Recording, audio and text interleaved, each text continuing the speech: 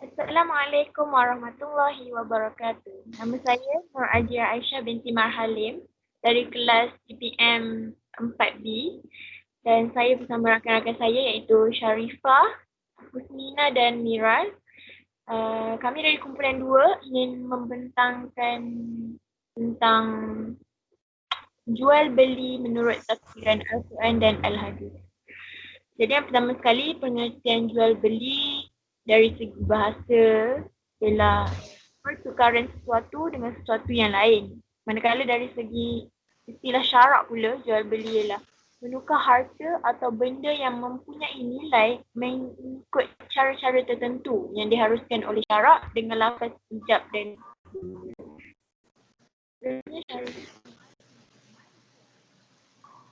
Okey. Seterusnya, pengertian jual beli daripada pandangan dari sudut pandangan ulama. Banyak ulama yang memberi pendapat mengenai jual beli. Tetapi antaranya adalah Imam Hanafi. Imam Hanafi mengatakan bahawa jual beli ialah pertukaran suatu harta dengan harta yang lain mengikut kadar tertentu. Seterusnya Imam Syafi'i berkata jual beli ialah pertukaran satu harta dengan harta yang lain mengikut kadar tertentu tetapi ada ijab kabul menurut cara yang diizinkan oleh syariat.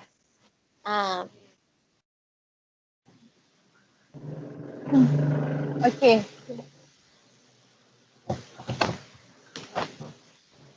Okey, berdasarkan definisi jual beli sebagaimana yang dikemukakan oleh para ulama di atas memberikan satu pengertian sekaligus penekanan bahawa istilah jual beli merupakan gabungan dari kata al-bai' iaitu menjual dan syira' iaitu membeli kerana adanya keterlibatan aktif antara dua belah pihak iaitu penjual dan pembeli. Dan mereka jual beli juga merupakan aktiviti yang melibatkan dua belah pihak atau lebih untuk melakukan pertukaran barang dengan cara tertentu. Sama ada pertukaran barang dengan barang iaitu sistem barter maupun dengan alat tukar iaitu wang. Okey, next student saya dalam definisi tersebut juga terkandung nilai bahawa jual beli merupakan salah satu proses al-tagayyur al-milkiyah iaitu perubahan kepemilikan dari pihak penjual kepada pihak pembeli yang bersifat permanen iaitu tetap. Oleh sebab itu, jual beli yang syar'i adalah jual beli secara lepas atau tidak diikat dengan syarat tertentu seperti menjual dalam waktu 1 bulan, 1 tahun dan lainnya atau menjual barang dengan syarat si pembeli harus menjual kembali barang tersebut kepada pihak penjual pertama pada waktu yang sudah mereka tentukan. Okey. Seterusnya syarat jual beli dalam Islam. Yang pertama, hendaklah jual beli dilakukan dengan keredaan dan tidak boleh dijual beli dengan didasari rasa benci. Sebab jual beli kalau ada rasa benci, dia automatik jadi tidak sah. Jadi bila kita nak berjual beli, kita kena redha. Dua-dua belah pihak yang menjual dan yang membeli pun dua-dua kena redha. Kalau ada rasa benci, automatik jual beli kita tu tidak sah lah.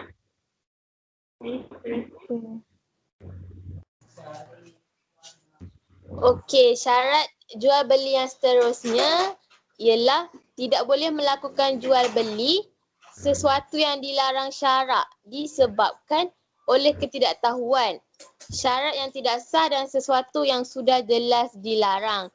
Maksudnya kita tidak boleh membeli barang-barang jelas dilarang lah. Seperti barang-barang makanan yang haram, sumber daging yang haram, perkara yang haram lah. Okey, yang seterusnya tidak boleh melakukan jual beli atas barang yang dilarang syarak seperti khamar dan khinzir.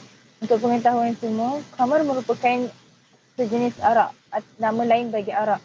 Okey, benda ini disyaratkan sebab benda haram yang dapat memudaratkan diri sendiri. Sebab tu dilarang khinzir dan khamar untuk dijadikan sebagai alat untuk berjual beli. Okey. Next, hendaklah berpindah tempat setelah melakukan akad jual beli dan ini dilakukan sebagai tanda keredaan kedua-dua pihak. Maksudnya setelah kita beli barang tu kita keluar dari kedai tu dan kedai redha macam tu. Okey. Syarat pertama sampai syarat ketiga merupakan syarat sah akad jual beli, manakala syarat keempatnya dilakukan setelah akad jual beli dinyatakan sah. Okay, next. Okey, seterusnya ialah rukun jual beli dalam Islam. Yang pertama ialah mirah, iaitu ucapan ijab, tawaran dan qabul, iaitu penerimaan. Ibaratkan sebagai petanda keredaan kedua-dua belah pihak. Menurut Al-Imam Al-Syafi'i, mirah mesti dengan ucapan kedua-dua belah pihak, iaitu penjual dengan mengucapkan saya jual dan pembeli dengan mengucapkan saya beli. Ijab dan qabul, tawaran iaitu ijab, hendaklah berterusan dan tidak diubah hinggalah telah diterima qabulnya. Ijab dan qabul berlaku dalam satu majlis dan tidak wujud tempoh yang lama antara kedua-duanya. Ijab dan qabul tidak diselangi dengan percakapan atau perkataan lain yang tidak berkaitan dengan akad. Wujud persamaan ijab dan qabul walaupun berlainan lafaz. Akad jual beli tidak boleh dikaitkan dengan sesuatu yang tidak berkaitan dengan akad. Dan akad jual beli tidak boleh dihadkan untuk tempoh tertentu.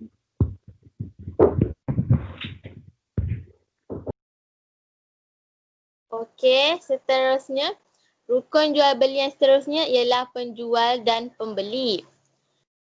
Penjual dan pembeli mestilah balik, berakal, mampu menguruskan duit dengan baik, mampu menguruskan wang dengan baik. Maksudnya kat sini penjual dan pembeli itu mestilah seorang yang waras dan mampu menguruskan duit, bukan seperti kanak-kanak yang berusia setahun, 2 tahun, mereka tidak mampu menguruskan duit dengan baik lagi, tidak boleh berfikir mana yang baik, mana yang buruk, barangan yang baik, barangan yang buruk. Seperti kita contoh, pembeli yang sudah berakal dan balik mampu membezakan mana barang yang patut dibeli, mana barang yang patut tidak dibeli. Itu. Okey. Okay. Seterusnya, barang objek nak jual lah macam tu. Okay. Barang tu mesti suci, tak ada mengandungi macam benda haram, najis, macam contohnya arak lah. Lepas tu barang tu mesti bermanfaat, macam jual benda yang elok, tak ada barang-barang yang kandungan haram. Okay. Next.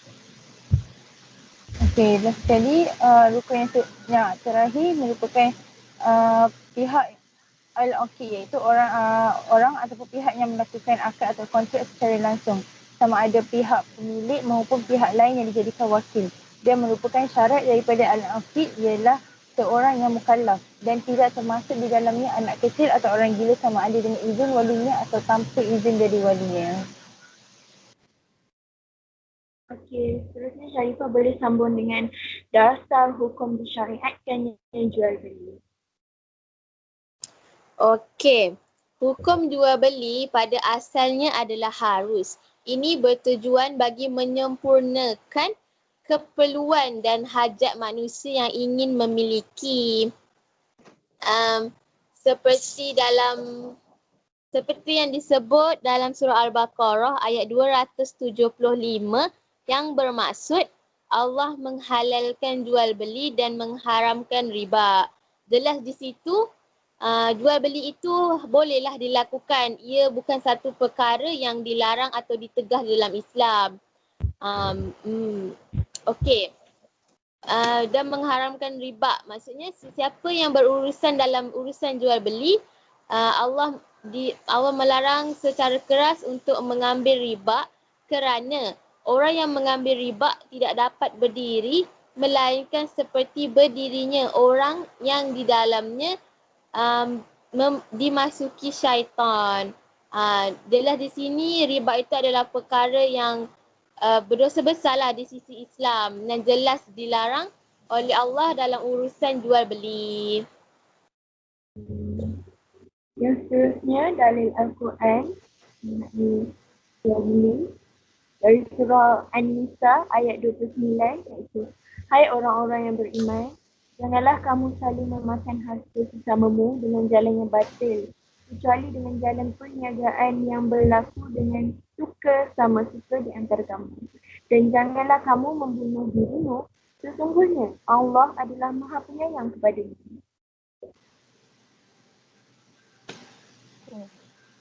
Okay, next.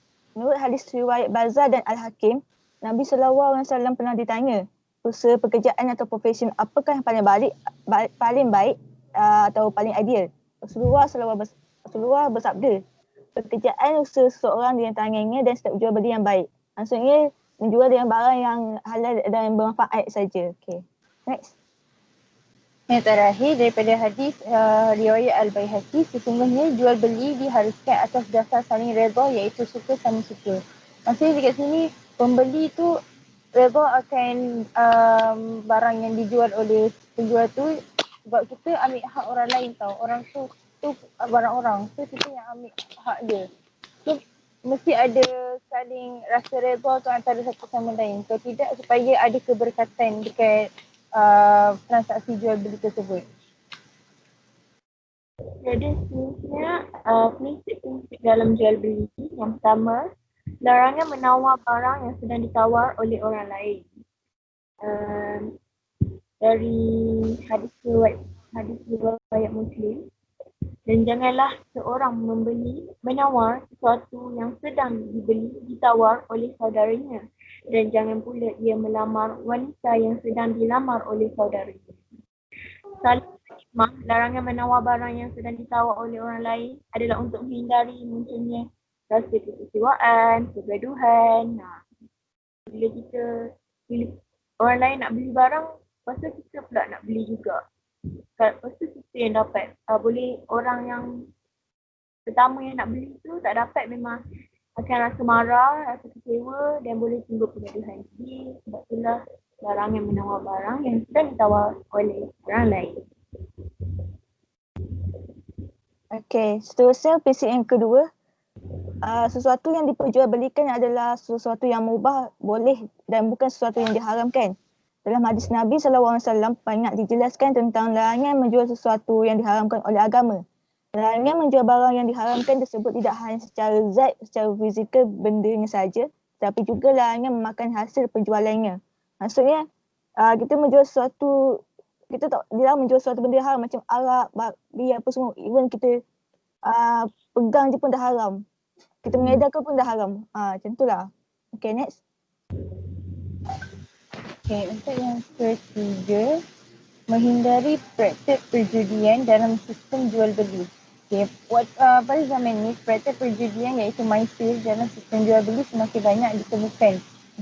Tak kisahlah dekat pasar-pasar ke ataupun dekat shopping mall yang besar-besar. Perkara ni dia macam semakin beragam tau, bahkan dengan menggunakan peralatan canggih seperti komputer dan mesin-mesin judi.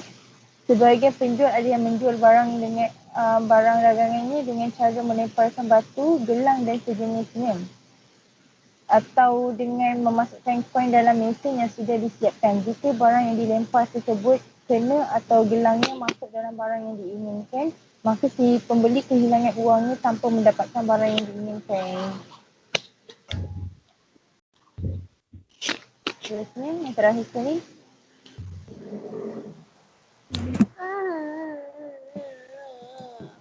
Presiden ya kan? Okey. Selain daripada 3 prinsip yang disebutkan, sebenarnya banyak lagi prinsip yang perlu kita belajar supaya kita dapat menghindari diri daripada tertipu dalam penipuan seperti gharar. Kita sebagai pembeli perlulah mempelajarilah pelbagai ilmu dalam urusan jual beli supaya kita tidak terlibat dalam penipuan seperti scammer dan sebagainya. Dah tu, okey. Terusnya. Jual beli yang haram tetapi sah. Contohnya, membeli barang yang halal untuk tujuan maksiat. Okey, kat sini barang tu halal tapi kita guna untuk tujuan yang tak elok lah. Contohnya, membeli ayam tetapi digunakan untuk menguji keramat. Kalau kita boleh tengok sekarang kan, orang bomo-bomo semua nak macam ayam dah. Benda macam tu lah, halal tapi untuk tujuan maksiat. Jadi dia jual beli yang haram tetapi sah.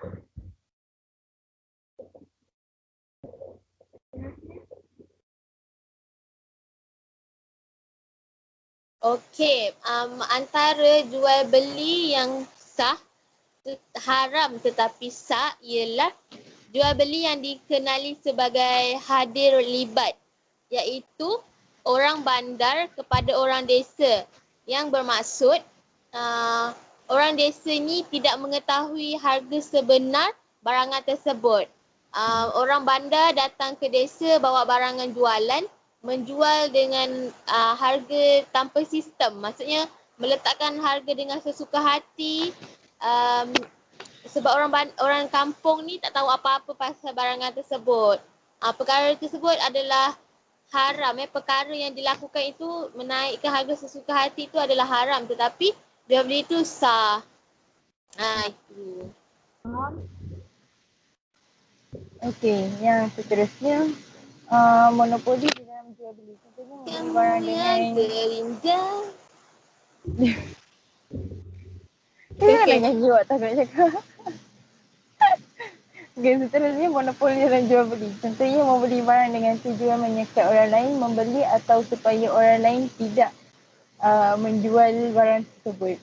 Kat sini kiranya kita macam mempermainkan mereka diorang tahu. Diorang nak beli tapi kita halang, kita tak kasih dia jual. Dia semua ada hak masing-masing untuk menjual dan membeli. Tak ada unsur penipuan ataupun memperdaya antara satu sama lain. Okey, seterusnya yang terakhir jual beli telaki al-rukban, iaitu bermaksud memintas perdagangan. Jual beli ni dia menyekat penjual dari desa yang tidak mengetahui harga pasaran di tengah jalan untuk membeli harga dengan harga yang murah. Maksud harga pasaran di tengah jalan ni maksudnya harga semasa. Dia sekat penjual yang kecil-kecilan ni macam bau kat kedai biasa-biasa kan. Lepas tu dia tak bagi penjual ni beli dengan harga murah kat kilang tu. Macam tu. Dia kena ikut harga semasa juga. Okay, next.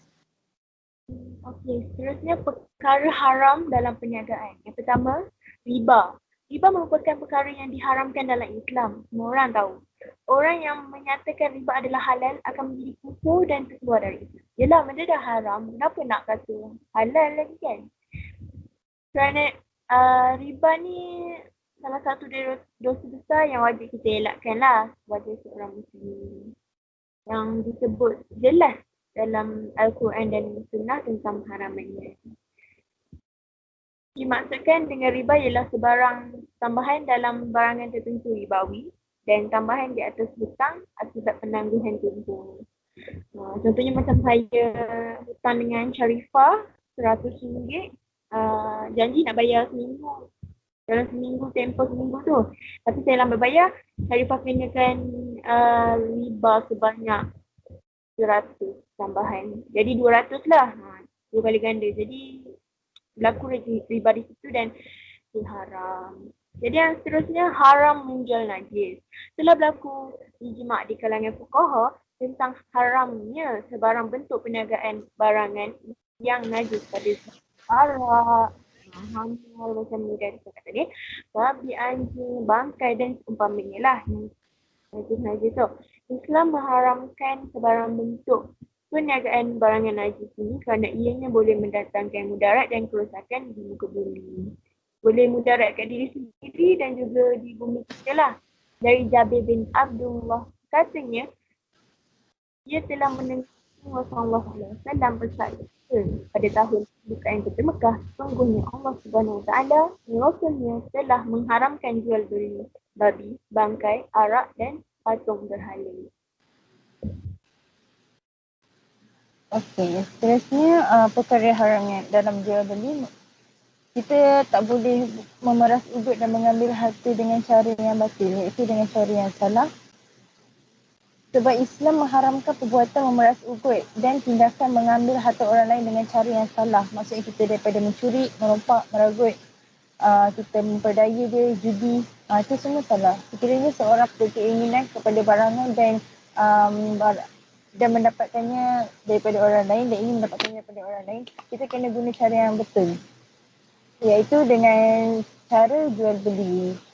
Pengharaman perbuatan seumpama memeras ugut dan mengambil harta orang lain dengan cara yang salah ini, dia telah disebutkan dalam surah An-Nisa ayat 29. Maksudnya, wahai orang-orang yang beriman, janganlah kamu makan harta-harta kamu sesama-sama dengan jalan yang salah. Kecuali dengan jalan perniagaan yang dilakukan secara suka sama suka di antara kamu. Dan janganlah kamu membunuh-bunuhan sesama sendiri. Sesungguhnya Allah sentiasa mengasihani kamu. Okey, seterusnya, perkara yang dilarang juga adalah menipu dan bersumpah bagi melariskan barangan. Dalam kegairahan mempromosi dan menarik pelanggan, pelbagai cara dan strategi dibuat dengan tujuan melariskan barang jualan yang mereka jual. Walaupun perbuatan itu dibolehkan, memang boleh, tapi kita dianggap macam menganiaya pembeli. Lepas tu, sebagai peniaga yang beriman, mereka sebahagiannya tidak lupa bahawa Islam melarang sebarang bentuk penipuan dalam perniagaan. Sebab menipu tu ialah melakukan sesuatu helang untuk kepentingan diri sendiri dan memudaratkan orang lain. Itulah apa tujuan kita nak menipu sampai cakap bersumpah semua tu. Itu semua untuk tujuan diri sendiri. Untuk mendapatkan keuntungan yang lebih. Lepas tu termasuk juga dalam perbuatan menipu ialah perbuatan bersumpah dengan nama Allah dengan tujuan menariskan barang jualan seperti menyatakan demi Allah barang ini merupakan barang yang paling murah dekat dalam kampung ni. Hal tu. Dia macam meyakinkan orang pembeli tapi dengan cara menipu. Itu tak boleh. Kependudukan telah diriwayatkan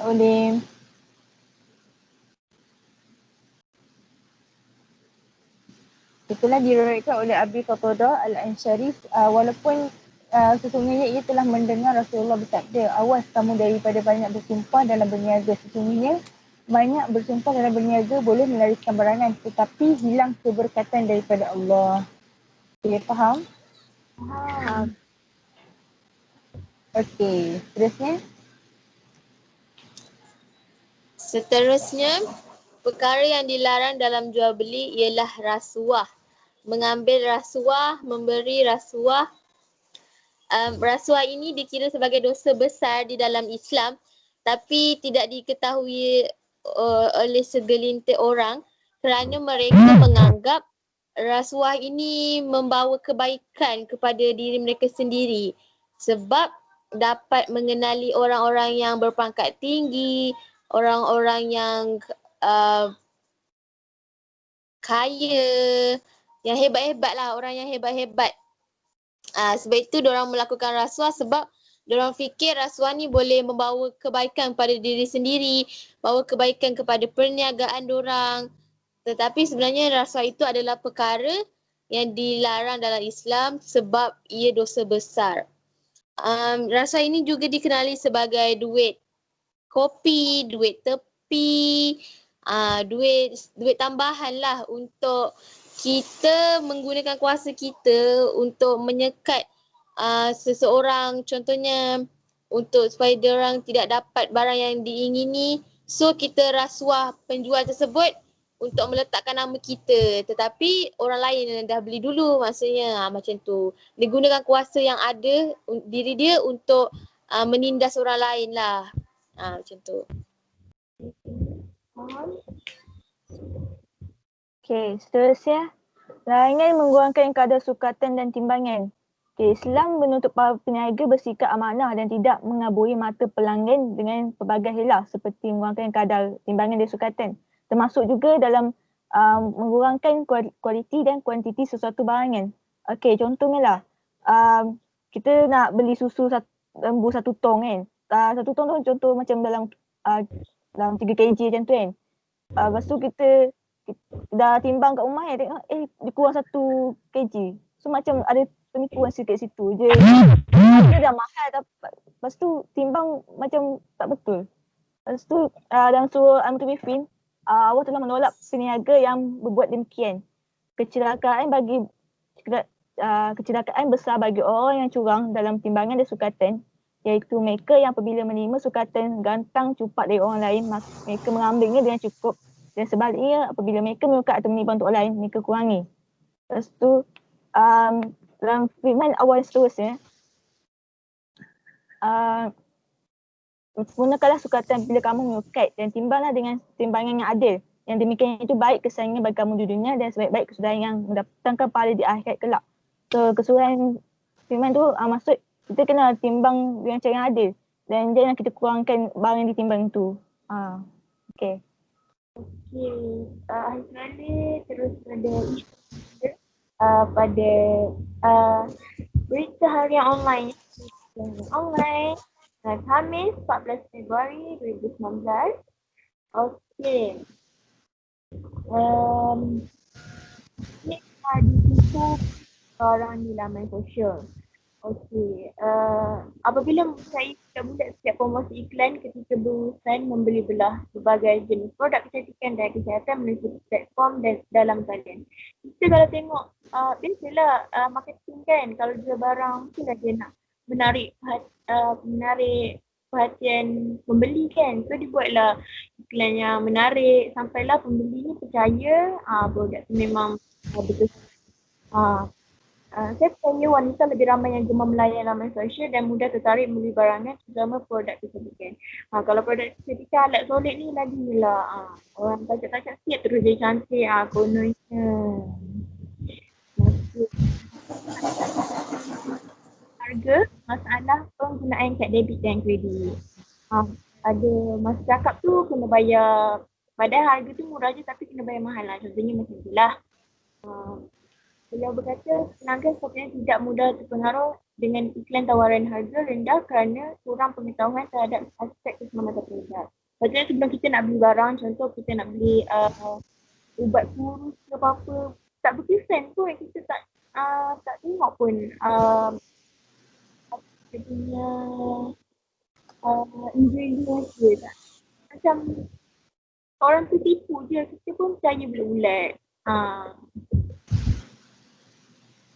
Tak nikah. Jadi laginya lelaki pula lebih kerap menjadi mangsa penipuan melalui pembelian produk gadget. Gadget lebih pada lelaki lah banyak sekarang kan, macam PS4, sekarang pun dah kuat PS5. Macam bila ada pun baru keluar macam iPhone 11 lah, terus nak beli. Ikut trend orang kata. Nafsu. Betul. Jadi Sharifah ada nak tambah apa-apa dapat awak? Okey, sebenarnya kita sebagai pengguna lah, pengguna laman sosial perlu berhati-hati sebelum membuat pilihan barangan kan. Maksudnya jangan cepat terpedaya dengan iklan-iklan yang hebat-hebat. Baca dulu review. Baca dululah review. Dari orang kan. Kena kawan nafsu. Lagi-lagi perempuan. Ya tu macam korang lah. Okay. Lagi isu semasa lagi? Okey, untuk masuk isu semasa seterusnya. Okey, dekat Kuala Lumpur sendiri, kaedah meletakkan tanda harga jualan pada harga lain tetapi yang memerlukan pelanggan membayar harga lebih tinggi adalah haram. Okey, ini pasal kita ni dah lama dah sebenarnya. Kalau sebenarnya semua orang mesti perasan, cuma tak tahu apa hukumnya benda ni boleh ke tak, tapi sebenarnya haram. Okey, contohlah ini dikatakan gharar tau, sebab gharar ni dia sejenis tipu helah peniaga mengelirukan pelanggan kerana nilai terkecil di pasaran adalah 5 sen. Manakala 1 sen sudah tidak wujud. Kita tengok banyak-banyak dekat tempat pusat beli belah, dia orang meletakkan harga RM15, 99 sen, 94 sen. Lepas tu tapi pelanggan kena bayar 99 sen, contoh RM15, 99 sen jadi RM16. Lebih 1 sen. Itu sebenarnya haram. Tak boleh kenapa kena letakkan tanda harga 99 sen? Boleh je tak genapkan terus RM16 ke apa kan? Itu dah buat jadi macam pelanggan pun jadi keliru nak bayar ke tak, sebab benda tu satu keperluan. Jadi tak nak dia terpaksa bayar duit yang lebih tu untuk memenuhi keperluan dan kehendak mereka. Nina ada nak tambah? Dia macam GST kan, ada nilai sen tu kan. Kan. Okay, GST ni macam haram kan? Haram sebenarnya. Yes. Oh, Okay. Faham. Sambung ni lah. Tak boleh. Um,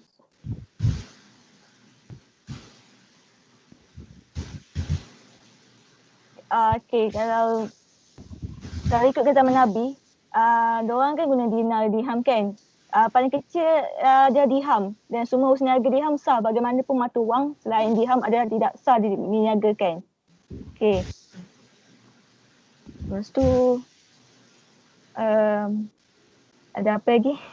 Okay, sebenarnya punca berlakunya masalah ni ia sebabkan sebabkan kelemahan dalam mekanisme pelaksanaan GST sendiri. KPDNKK sendiri tidak boleh bertindak kerana GST membenarkan transaksi satu sen ini, malah dibenarkan oleh bank negara sendiri. So kita sebagai rakyat biasa ni pun tak boleh, sebab bank negara sendiri yang menetapkan kita boleh gunakan nilai satu sen ni. Silap orang atas lah sebenarnya. So kita yang sebagai rakyat ni kita yang terpaksa ikut apa yang telah ditetapkan.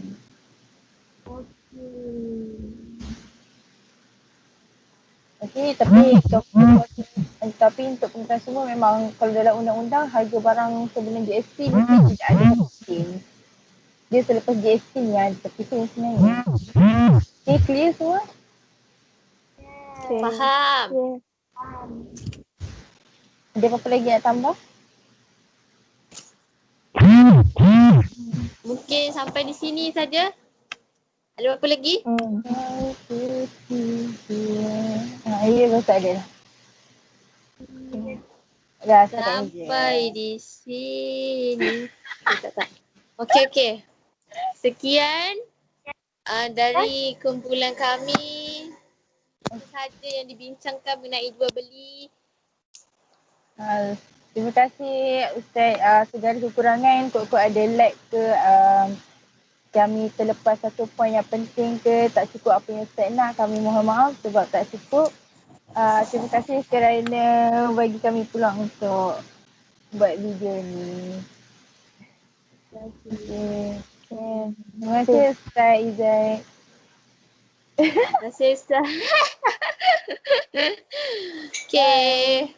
bye. Okay. Assalamualaikum.